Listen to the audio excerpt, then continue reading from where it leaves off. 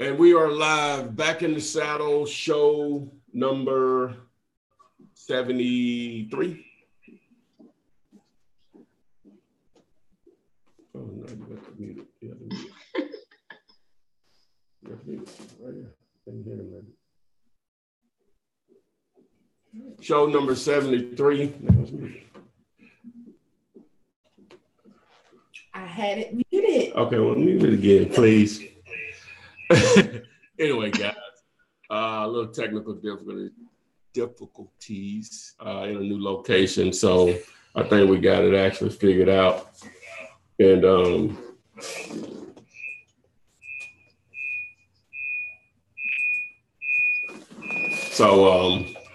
welcome, Renikia. Hello, hello, hello. What's going on? Everything's great. Everything's great. I'm super excited being back here on a Thursday night. So, hey, I think we're going to have a good show tonight. I think so also. Didn't make it last week within transition, as I said, moving the operation around a little bit. So we're going to try to improve things as we work out the kinks. So over to you, Adrian. Hey, Renikia, and hello, everyone else. Thank you for joining us. Hello, Adrian. Thanks for being with us today. And I'm just going to tell you, you already know all the websites. And if you're not, this is your first time, thank you for joining us. Hey, Flavor, Flipping with the Queens on Instagram. I saw you said your favorite peeps. Hey. And then I see you guys that are on YouTube and on the Wholesale and Real Estate with Flippinar Facebook group. I am about to pull up those questions so I can read those as well. And what we do here, you post your questions and I read them, and Renikia or the Flipman Ty will answer them. Today is the day to start. If you have not already started wholesaling, we're not going to hesitate. We're going to go ahead and hop right into this. Renikia, I know it's sideways. You ain't got to put them eyes up there. Anyway, yes, I am aware that on the Wholesaling with the Real Estate Flipman group, we are sideways, but I hope you can hear and still get what you need from the program anyway. Renikia, tell them who you are, what services you provide for those who might be their first time joining us today. Yes. Thank you so much, Ty. And Adrian for having me on the show. I'm super excited to just bring my expertise to the show. I've been in this game for almost 15 years, about 13, 14 years to be exact, and have accumulated a number of experiences and degrees between real estate and finance. And we basically came up with a program that helped flippers with down payment assistance. One of our main flagship services is our unsecured credit program. That program has helped real estate investors to receive down payment assistance to be able to flip out their fix and flip and really begin to get out there and get yourself in the game and really begin to build generational wealth. So I look forward to definitely answering all your questions today. All right. Let's get started, guys. Let's start reading the question. Eric, that's my movie quote guru on Facebook. Flips, Good Day A, and of course my Rainy to Pretty Boo. Hey, Eric. Okay, let's go ahead and jump right in.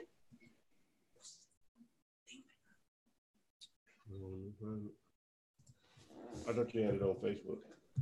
I do, and there's nothing here. Nobody's posted anything on the wholesaling group yet, and on the other one, we aren't there. Sorry, guys, still working out kinks here. Okay, here we go.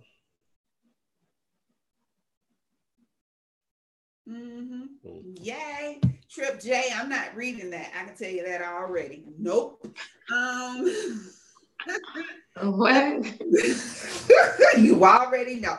Okay, Ricky Johnson says, hello, Ty. Just got my signs from Dirt Cheap. Other than bandit signs, what are other marketing would you suggest? So, Renikia, other than bandit signs, which, you know, we promote and highly suggest, what are other ways to market in this wholesaling business? Absolutely. I think that's a great question to start off with. Marketing is the lifeline of this business. It's the lifeline of any business. You know, there's no need to have the best product on the market and no one knows about it. So bandit signs is probably one of the number one ways, but you have driving for dollars. Driving for dollars is when you get in your car and you go around different neighborhoods that you are seeking, and you look for low-hanging fruit, which is basically the homes that look like they're vacant, grass is growing up, they look abandoned, and you write their address down. Then you go to the county and you write them a yellow letter or send them a postcard. You also have what the postcard ways, which I think Ty will tell you exactly how you can take advantage of that as well. And one of my number one ways is networking.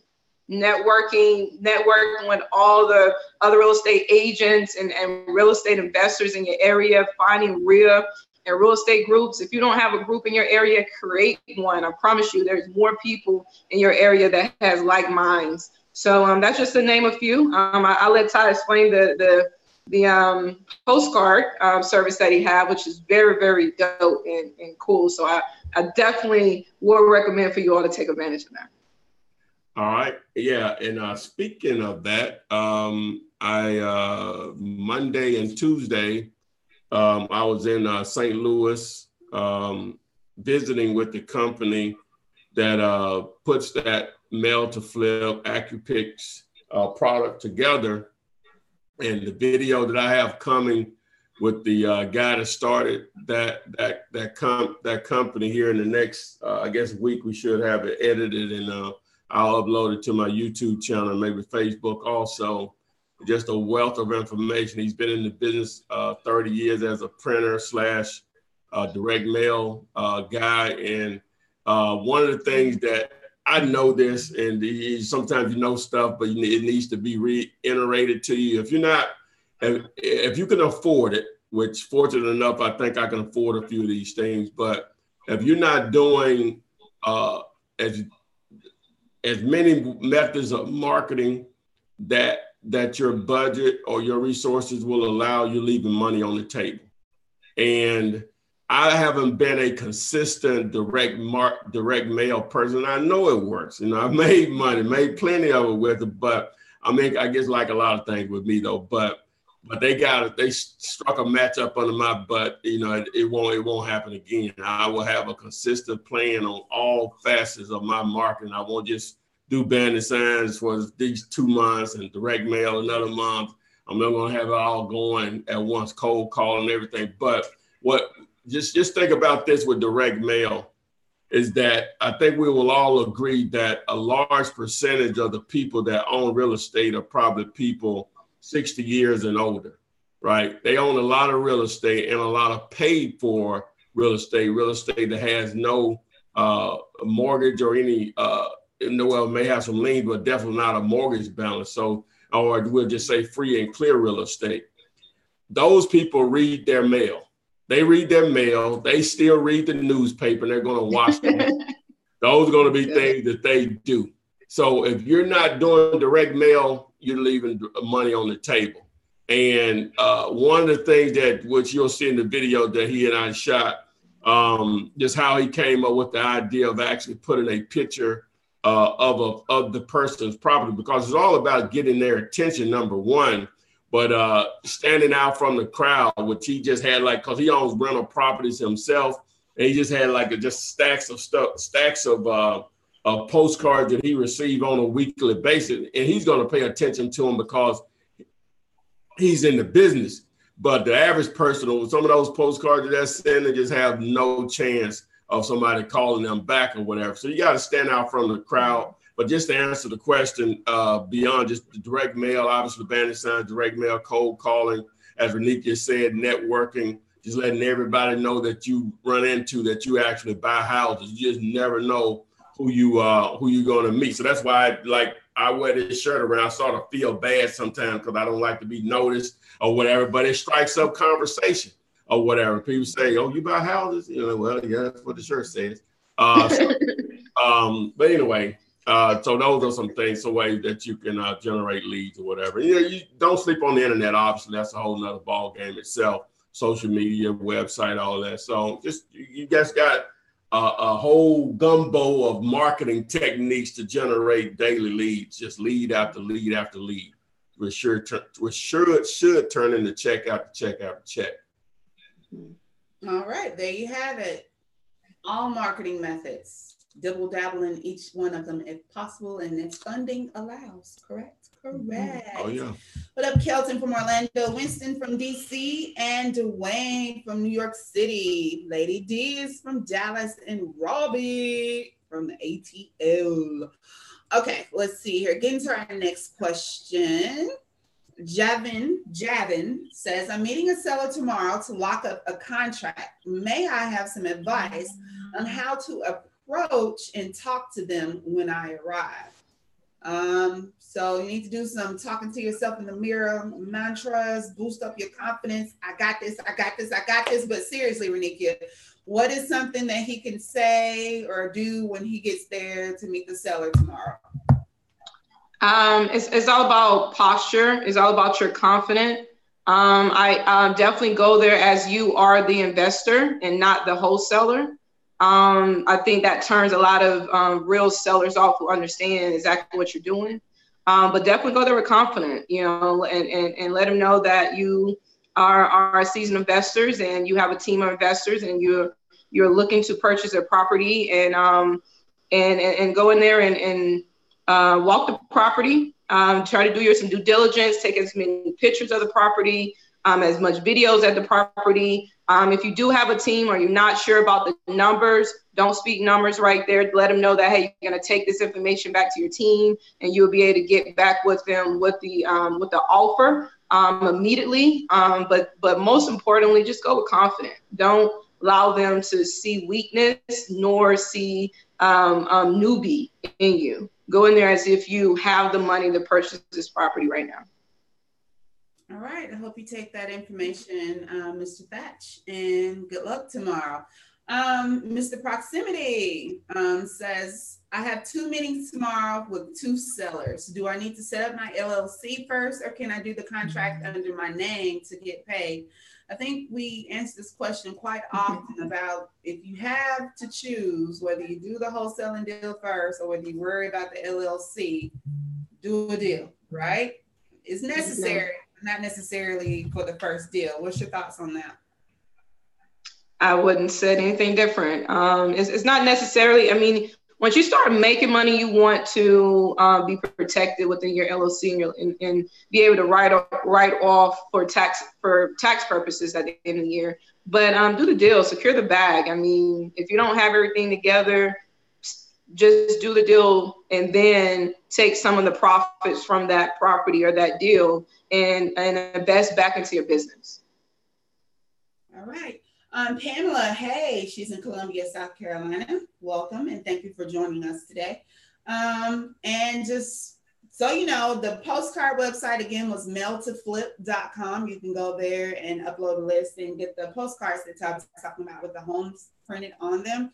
Also, want to make sure you know that the No Excuses bundle pack is still available for those just starting out. If you're interested in that, what's included is 100 bandit signs in addition to the bonus feature of Ty's ebook. Good way to get started.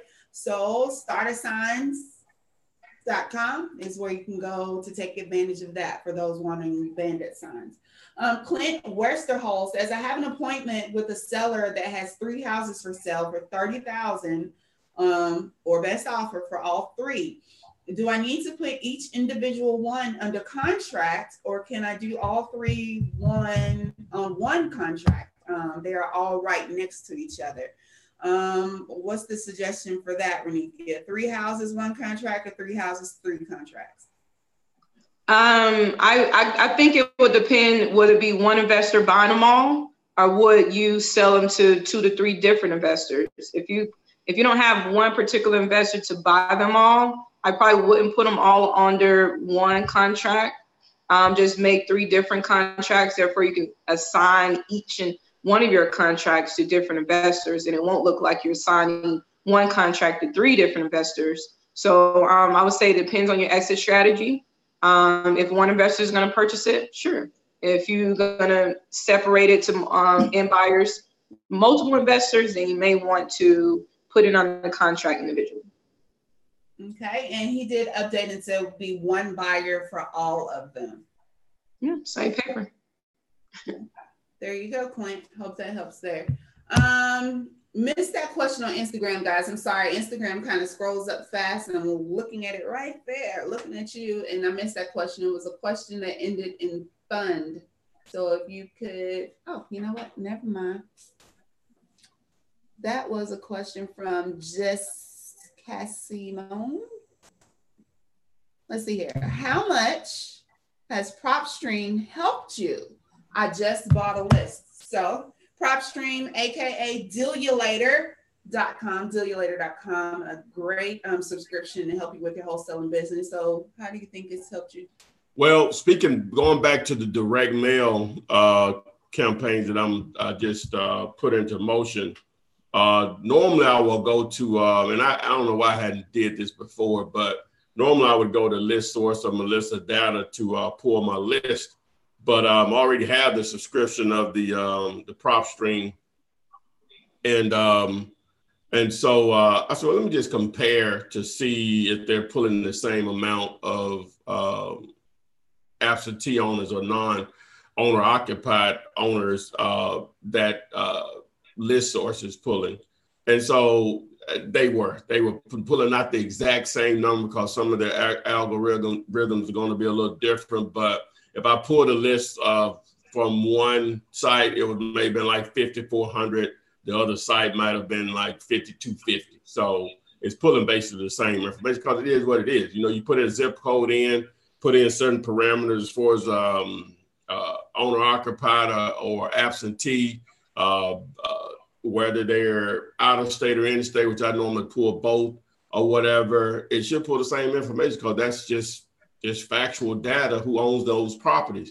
So just to start there. So with me just pulling the list, I'm already paying for the subscription for all the other features that it offers.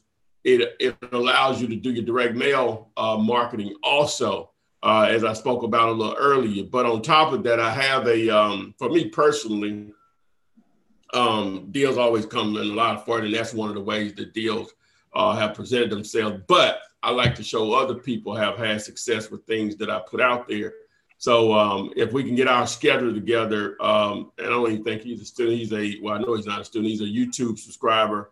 And he texted me last week and let me know that he put his first deal together using the deal AK PropStream to, I think, to find buyers for his particular deal. But I'm not sure. I talked to so many people, but we're supposed to put that together next week. So, stay tuned. He'll have a lot more to share on how he used it to do. I think he did actually 2 deals using the service. So the service is not going to do deals for you. It's the only tool to help you do deals. So to answer the question.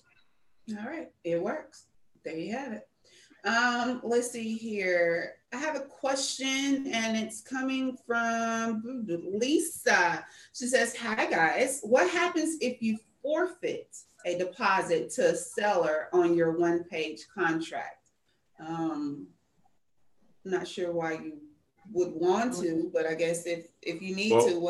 I guess she's asking if the contract runs out, you lose your EMD. If that's how your terms are set up in an agreement, if the time run out, they don't want to give you extended contract, then they keep your EMD. No different.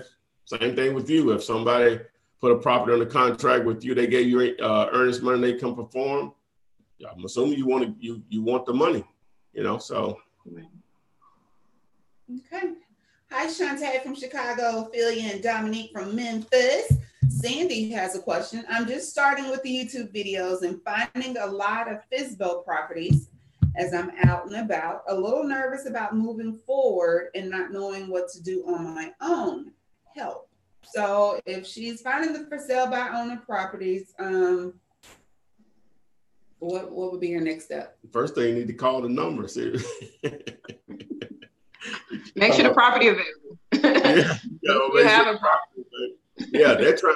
Those are easy in the sense of contacting them because you're not cold calling someone say, hey, you want to sell your property. They're saying, hey, I want to sell my property. That doesn't mean it's going to be a deal or whatever, but you don't know that until you pick up the phone and call to see if there's an opportunity there or not. So run your numbers. Run your numbers. You know, make sure there's an opportunity there. Call them, make sure the property is available. Set up an appointment to go take a look at the property. You want to take as many pictures and videos of the property so you can send it out to your end buyer. Once your end buyer likes it, put it on the contract and you have a deal. I mean, it's not that easy, but it is that easy. It's a little bit more to it than that, but that's just that's the basics. Ideally, it's the basics, though. Sometimes it'll work. But that's pretty much it, though. I mean, that's it. Yeah, that's the basics of it. You know, is it a deal? If it is, put it on the contract, find a buyer, close, pick up a check, and go to Walmart. Right. Exactly. Do it again. I'm on a target when I get Okay, so tagging on to what you just said, Renikia, I have another question, and this is from Jason Troncaso. I love it. What do you tell sellers the reason why you're taking pictures or recording videos of their house? It's a must. I mean, I would never purchase a property and not take pictures and the videos. So, I mean, that's a must. That's just part of your due diligence. You know, you want to be able to go back to your team and be able to show them the pictures and the videos so you all can evaluate the property and provide them the best offer. So it's for evaluation purposes. So maybe, hey, I came out today and my partner wasn't able to make it, but I'm just going to take some videos and take a couple of pictures. So when I go back to see him, he doesn't have to come out. I can just show him some pictures. So absolutely. My contractor, I mean, there's a lot of people that needs to evaluate the property. If you was really an investor who's going to purchase it, you need to bring a contractor out there. Sometimes you may need an engineer if the foundation is something's wrong with the foundation. You need multiple people to evaluate it if you really taken that property and purchasing it. So those pictures is for your evaluation to your team, to your contractors, to your other partners. Yeah. So time saver. Yeah. Yes, and a time saver. Absolutely. When you're dealing with your motivated sellers, all in how you word it. I see it posted on the site all the time. They asked me, was I really the buyer? Yes, you are. Why are you taking pictures? I need to be able to look at this a little later. I mean, and then also, I do believe in the one-page contract. Doesn't it say that you're able to advertise if need be? It says something like that. Something like that in there. So, I mean, you can word it however you want, but you are, at this instance, the buyer, and you just need it for your record. I mean, end of the day. And if they're asking, say, hey, do you mind if I take a few pictures and videos of your home so I can go back and evaluate it once I leave? You know, and no one will have a problem with that. They want to sell. Okay. Yes, guys, Facebook is sideways. You can go to YouTube. YouTube is straight. Instagram is straight. And you can always view it a little later. If on Facebook we're sideways, if you just listen to us, you'll still get the same, you know, earful of knowledge that you joined us for. Wilfred says your Flippinar podcast episodes can never download, play. Please look into. Okay, just tagging on to that, just letting you know these Flippinars that Ty so graciously puts on every Thursday are available across several media platforms such as iHeartRadio, iTunes. You can access those through flipmanpodcast.com. But what did he say? You couldn't download? What did he say? Yeah, he said flipping our podcast episodes on Overcast. Try playing them on the Overcast app. Oh, I'm not sure. I had to get with my web guy on that Overcast app. I'm not sure if we submit to that particular site, but it works on iTunes. Everybody has that. Or it's a free app. Well, I think it is. Yeah, yes. Mine free. So yeah, but anyway, I will look into that. I'm open to offering it to as many places as possible. So yeah, good heads up. Okay, Lady D, I haven't started my first deal. I'm scared to death. Why? Get over the heebie-jeebies. We're here every week. We have the Facebook group where you can communicate with other wholesalers just like yourself. The only way you're going to do this is to do it. You're just going to have to get out there, get over it, talk to yourself in the mirror. Fear paralyzes you. Yeah. So. And you'll never go out there and do what you need to do.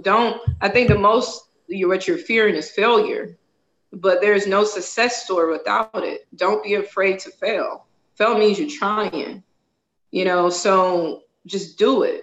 Just do it. One thing we don't have to sell is a house. They sell themselves. We all need one. So don't be afraid to. All right. I love that. Failure means you're trying. Oh, ain't no question about it. What's the worst that they can say is no. Well, see, what people think, they want to be mistake free. Right. There's nothing Renika or myself or Adrian can teach you better than experience, right? Because once you experience some, we like to think that, because they say the definition of insanity is repeating the same thing over and getting the same result. But assuming you're not doing that or whatever, but it's not going to be, I still make mistakes. It's almost 16 years in the game and still make mistakes. But, I know that's not the last opportunity that's going to exist or whatever. It's just, I won't do that anymore. Or I'll do this different. Oh, I didn't know that. You know what I'm saying? That's why you have to look at it now. And one of the great, one of the reasons I always encourage people to start out wholesaling, that's my thing. Obviously, I do more, I have done more, but that's my thing, is that it will allow you to make mistakes. If you're out there trying to flip, maybe lease options, stuff like that, hey, especially flipping, if you make the wrong mistakes, it may be curtains for you financially or whatever. So not saying not to do it, but it's just a bigger risk factor. Whereas with wholesaling, we're talking a few $100s or whatever. We're talking about a part-time job to make that back up or whatever you need to do or whatever. But it's just talking a few $100s. If you lose, okay, boom, I'll go get another few $100. Because that first transaction that you do, in most cases, it covers everything. It's not many businesses that you can start and you're in the black after the very first transaction. It's not many.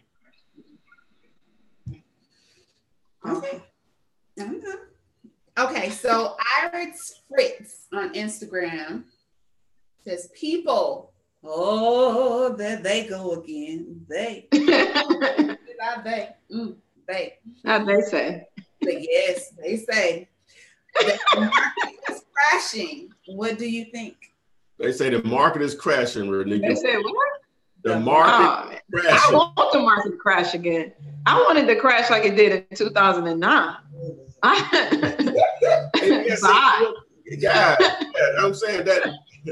Okay, so if it's crashing, okay, so what are you asking us? Number one, if people, well, some people are smart enough, but the average person that you meet on the street, they don't know what they're talking about. Trust me, they don't know what they're talking about. Do not listen to people that are not doing what you want to do. Stop talking to family members, girlfriend, boyfriend, friends. If they ain't doing it, they're not going to get it. Right. Everybody got their lane. I don't know everything, but I know this. Stop talking to them, because they only going to do is discourage you. You can't do this. It's illegal. Have you ever done it before? Just a simple question like that. Just because they don't know about it doesn't mean it's illegal. You just don't know or whatever. So stop listening to these people, man. But as far as the market crashing and all that, if it does, opportunities will exist. You have to adjust. Exactly. As long as houses or real estate is not free, there's going to be opportunity to make money, because transactions are going to occur, whether you're buying and or renting. You just need to get in the middle of some of those transactions and figure out what the market is doing right now. Right now, it's great.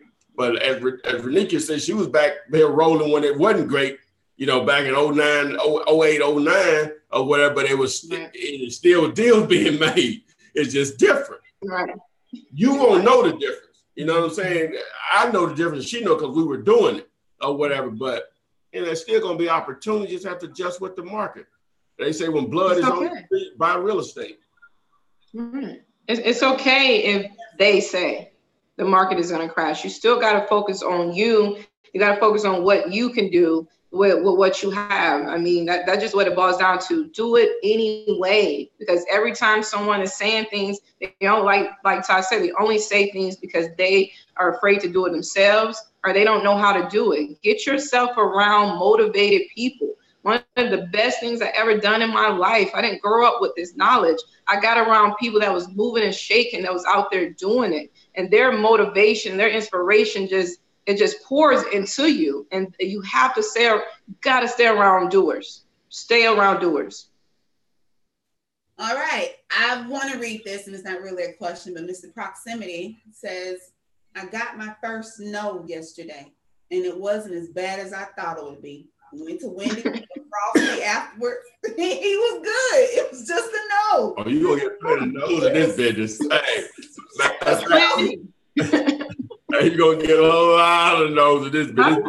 All no's. But that one is gonna make it all great. Or you know what? Shut your mouth. Mm-hmm.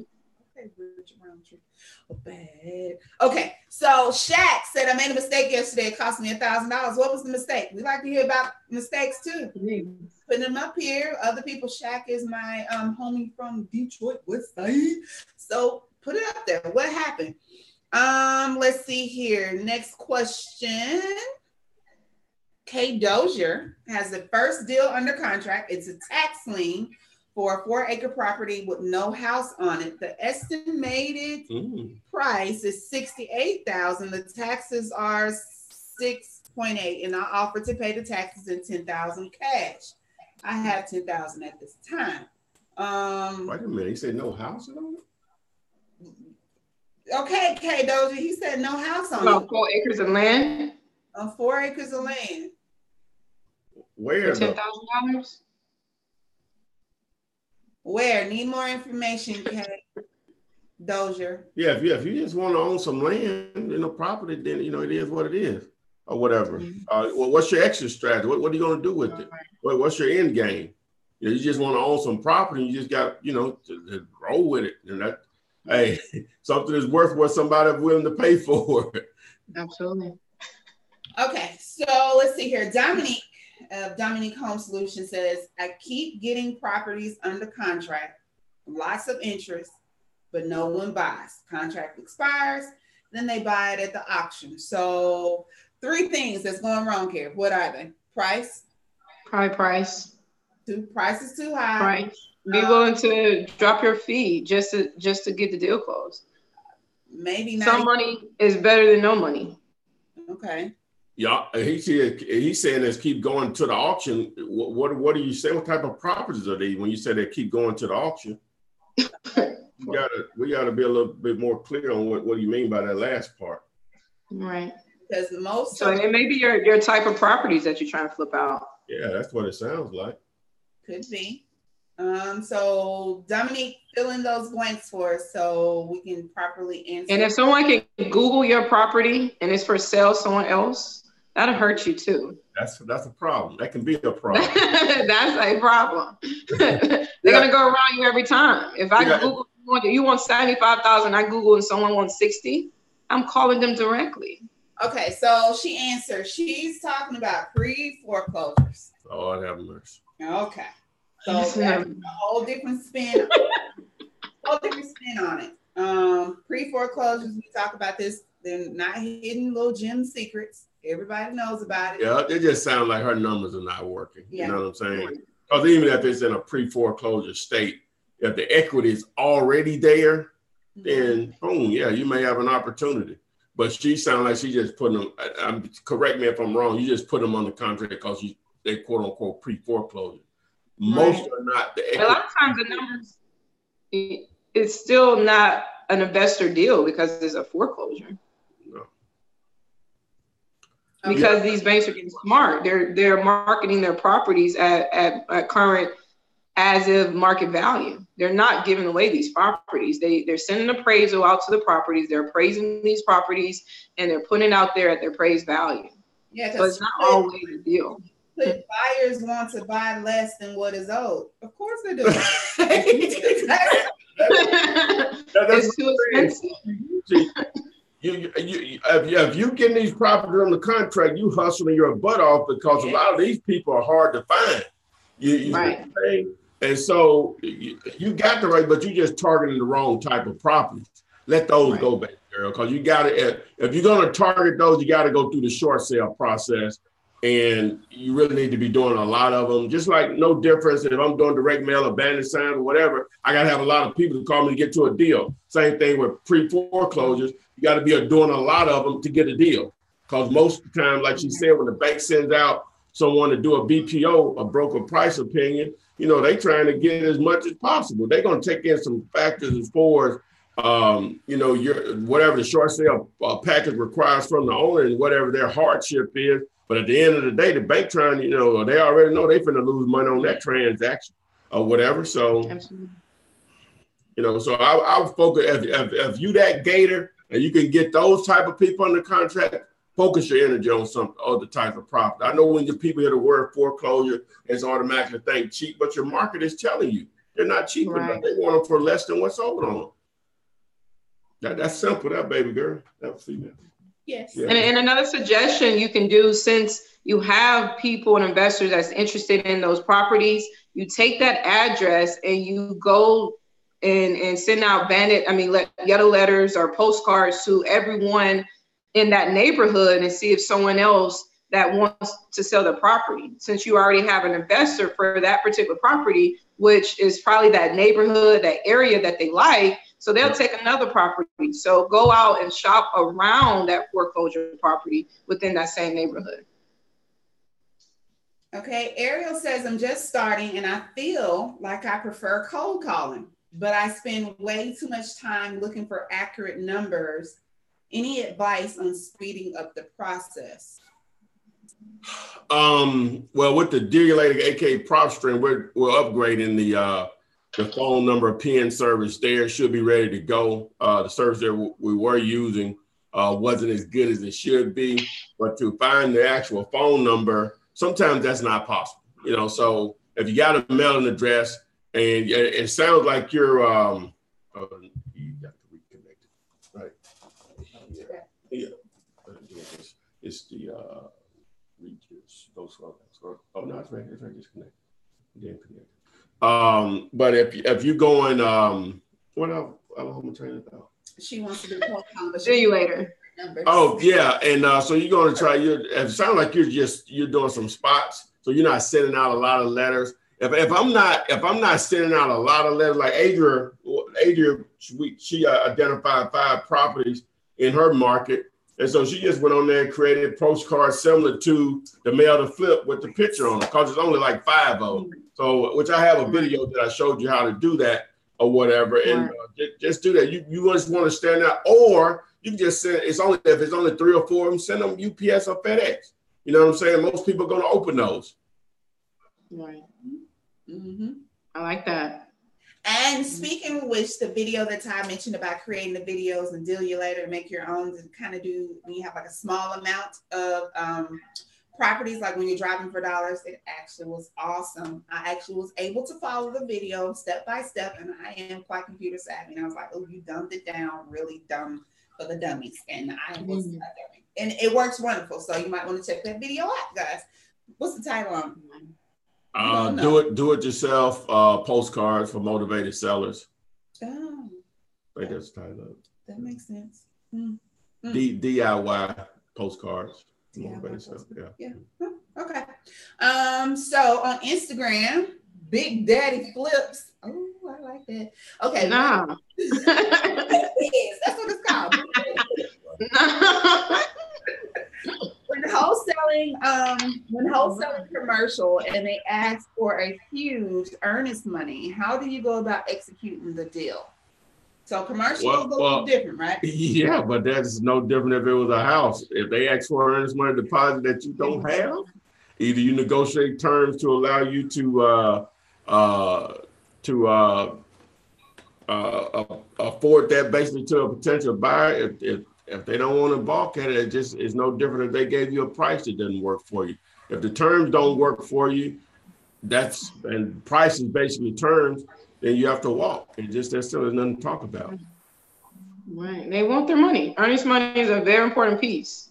Yeah. And in a commercial deal, they're large, 100,000, 250, 50,000, and you have to put it up. One of the ways around it is if you wholesaling a commercial property, you can get your end buyer to put up the earnest money, just like we do in residential. You gotta have the right type of buyer though, like she go, they will backdoor you. You gotta be somebody that, you know what I'm saying? You gotta have the right type of buyer. You gotta have that deal done, right? Yeah. The whole deal, right?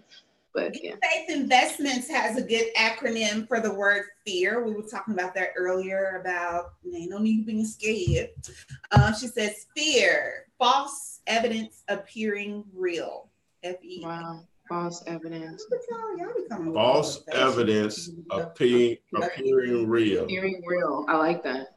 That's exactly what it is. Did you come up with that? Faith, we ain't putting it on a shirt. Yes. Yeah. I'm gonna put Big Daddy Flips on my shirt. Big Daddy Flip. Big Daddy Flips. Big Daddy. Okay, James Price. My question is, how do you do deals with a realtor, and how many times can you assign one contract to a different wholesaler? So 2 questions there. So how do you deal with the realtor was the first one. I think it's the same thing. It's a little bit different, but it's the same. I think you'll probably have to double close it if a realtor is involved, because a lot of the GAR forms do not have the assignment clause in it. But if yours do, then you can sign it and won't have a problem. Oh my gosh. And what about the contract? You only can sign your contract to one buyer. What he's saying, I guess what he's saying is that how many people could you have? How many assignments can you have in a transaction? I've been involved. Let me see. You can as many assignments. It can go on forever. You can. It really can go. When you're talking about cash transactions, it can really go on forever. Really. Yeah. Your buyer might get a little, you know what I'm saying, but in reality, but it's really no number on it. Or whatever. No number on it. I mean, for paperwork purposes, all the wholesalers in between may want to come together and figure out how they could just kind of mesh their fee together. So it's not 10, assignment contracts. A daisy chain, as they like to say. Right, it comes to daisy chain, which no one likes a daisy chain. Yeah. Lord. Okay, so I see you posted this a couple of times. I'm gonna go ahead and read it, Carpenter, on Instagram. Sorry for being all up in the camera, y'all. But I'm in the position of getting leads from probates. Have you ever done probate leads? And if so, what was your method while doing your research? I like probates. Probates is one of those things that you got to babysit a little bit. I will suggest that you have multiple probate leads going on at a time, because you have to get all parties who are involved into that probate estate to sign off on selling that property. So if someone left 5 of their kids the property, all 5 of the kids have to be on the same page. So it's one of those things that could be dragged out, or it may take a little bit more time to kind of win the family over. But it is a great way to win great properties. So I like probate. It's just a little bit more time consuming, which is okay. I think business as a whole is time consuming, but I would suggest just to have multiple leads going, because you have to babysit them a little bit. All right. So, Mr. And you got to understand that someone going through a death. So, they don't really, it's not about money at that. So it's kind of a different approach you have to take. They just lost someone special who left them an asset. So you have to take all of that into consideration at the same time. Mm-hmm. Don't be like the user a couple of weeks. Yeah. These people mourning their mom, and you're talking about buying a house that they grew up in. So just be tactful. That's the last thing. It's a delay on the other one. Yeah. I did like to see it. Yeah. Okay, so let's see here. Mr. Ty Banks wants to know, should he set up a website? Wrong person to ask. Don't ask Ty Flippinar Taylor. He got like 100. Anyway, he wants to set up a website for sellers and then another for buyers. Do you suggest that, Ty? Yeah, of course. Yeah. If you have the resources. Yeah. Yeah, those are two ends of the spectrum. They don't need to intermingle with each other. One for marketing to find deals and one to market your deals. Yeah. Okay. You got a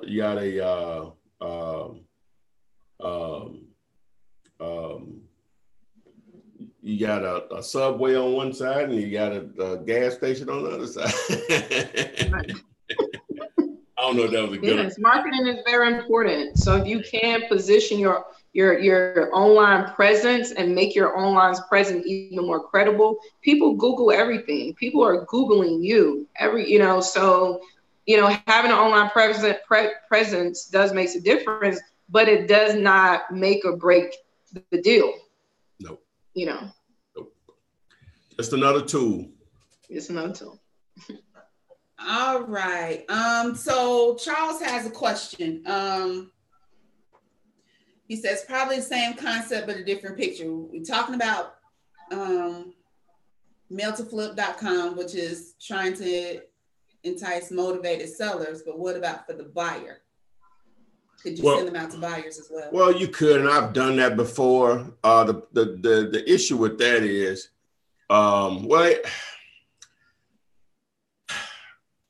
it's just so many ways to contact them beyond just mailing stuff out to them. You feel me? You can obviously advertise on sites like Craigslist, and some people even do Zillow. They used to be a lot easier to do that than before. I like to actually put out banner signs in the area where the house is located, depending on the price range of the house. You obviously you can reach out to other wholesalers. Google is your friend.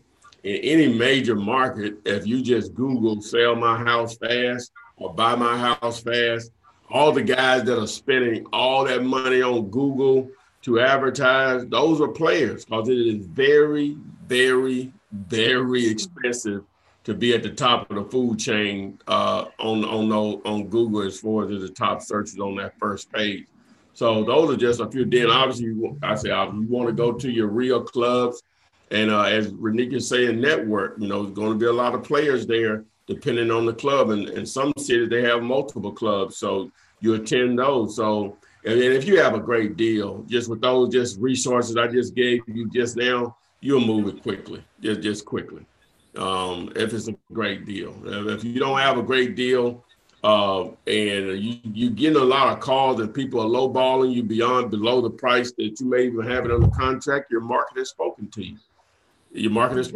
So moving a property is fairly easy, in my opinion, if you have a great deal.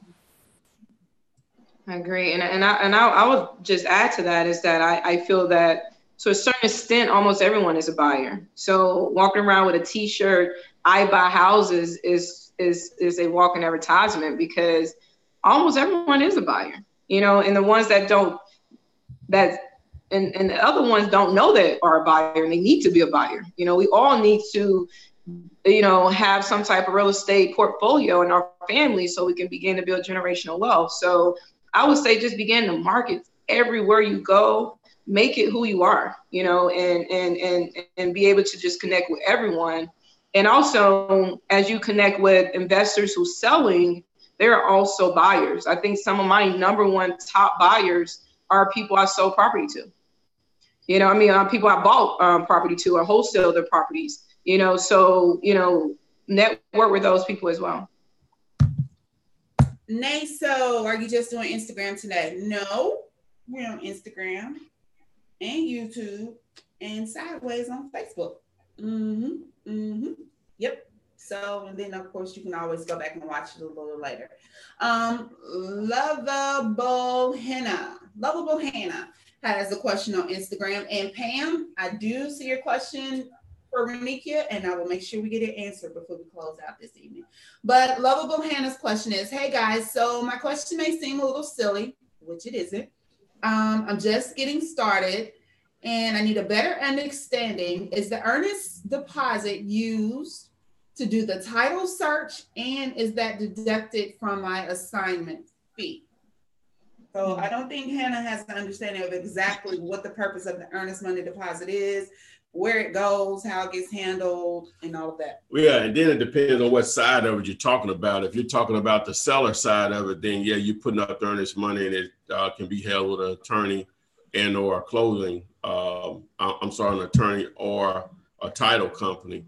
And say if just throwing out some easy numbers here, you had a property under contract for $10,000 and your earnest money was $100.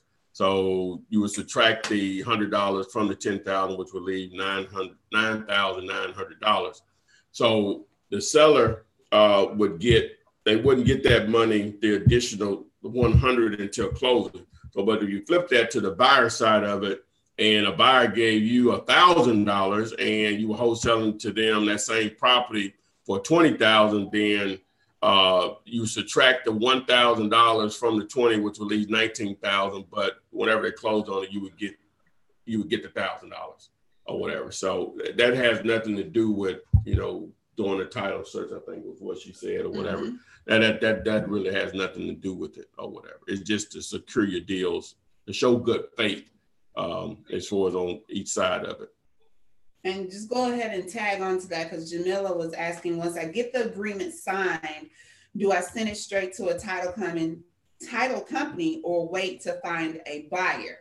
So it's up to you, but I'd wait to find a buyer, but it's up to you. Most would prefer to send both contracts, the A to B, the B to C at one time.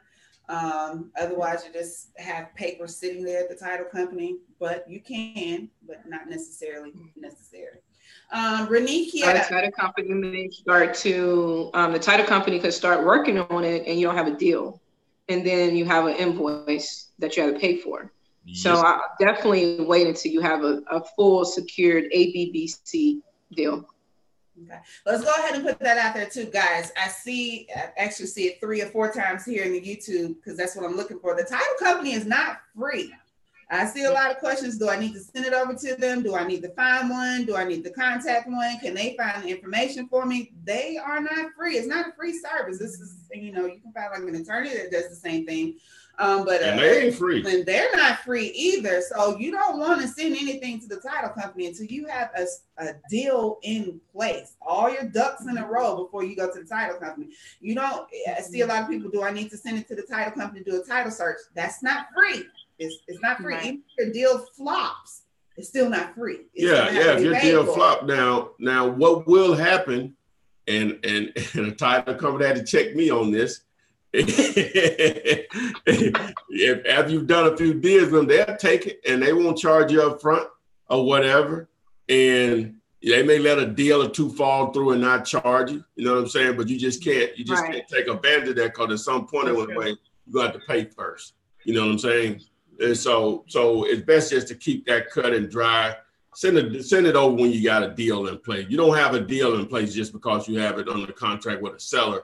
You have a deal in place when you have a seller and a buyer on the contract for that property. So, and make sure your end buyer put up their earnest money. Exactly.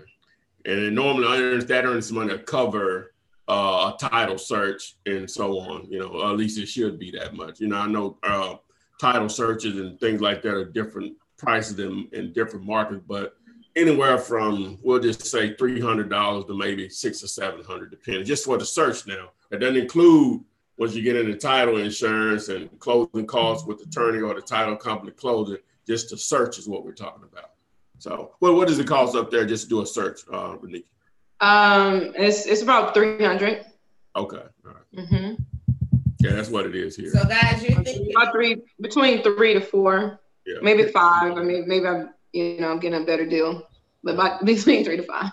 Yeah, that's what I'm saying. So, just think, guys, the ones that are wanting to hurry up and send this contract over to the title company, you just created a $300 to $500 bill and haven't even gotten a deal on the table. You don't even have a buyer yet. You just created a bill with no money. So don't do it. Robin says, I have 2 I Buy Houses shirts and I need more. Order more. Any of the shirts that you see guys wearing, that you see Ty and I wearing, are available to you. share the YouTube link in Facebook as well, right? You should be able to click on it and purchase the shirt. So when you're out riding around, exercising at the gym, in the mall, wherever, wear your shirt, represent yourself, represent your business. So you can go ahead and get that conversation started. Renikia, Miss Pamela Butler says she needs your website information. So give everybody the info on how to contact with you. Absolutely. So if you want to leverage your credit and receive up to $150,000 of unsecured credit that you also can put towards your wholesaling business and the marketing behind your wholesale business, you want to go to fundmynextdeal.com. From there, you're going to pretty much get instructions on what to do from there. You're going to get an email that's going to give you steps on how to get started. Just follow those steps in an email. And from there, we'll evaluate your profile and see if you qualify. All right. We're also a hard money lender. I never really talk about our hard money lending services, but for individuals who need a hard money lender, we also provide hard money services as well. As we know, a hard money lender will give you money to purchase the property and the money to rehab the property, but they would never give you 100%. That's why we came up and we have the gap funding, which comes as somewhat as down payment assistance for real estate investors to help you qualify for the hard money loan that you need. You guys have to say? Nah, somebody tried to come in and clean the office. That's why we laughing at. Oh, wow. Oh, yeah, it's about that time over there. Yeah, that's okay. All right, guys, we will go ahead and round up this episode of show number 73. You know, wow, I stopped seeing the numbers. This is show number 73. Okay, guys, join the Wholesaling Real Estate with the Flippinar Facebook group. Join us every Thursday. Go back and replay the videos. It's like 280 plus videos that'll help you get started on the wholesaling venture. Download the one-page contract. Contact Renikia if you need to. Listen to this on iHeartRadio, podcast, iTunes, all that good stuff. And we will see you next week, which is on the flip side. Get out there and make some money, guys. Renikia, tell everybody, do something. Bye. Secure the bag. Secure that bag this week. That's what it's about. All right, guys. Bye.